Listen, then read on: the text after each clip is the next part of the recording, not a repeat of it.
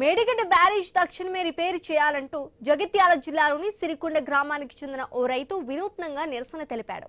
తన పొలంలో వరి నాట్లతో ప్రభుత్వాన్ని డిమాండ్ చేశాడు. ఎస్ఆర్ఎస్యు వరద కాలువ ద్వారానే మా ప్రాంతానికి నీరు అందుతోందని, ఈసారి ఎల్నినో ప్రభావంతో రైతులందరం తీవ్ర ఇబ్బందులకు గురవుతున్నామని ఆవేదన వ్యక్తం చేశారు. ఇప్పటికైనా ప్రభుత్వం మేడిగడ్డ బ్యారేజ్ రిపేర్ చేసి ఎగువ ఉన్న ప్రాంతాలకు నీరు అందించాలని రైతులు డిమాండ్ చేస్తున్నారు.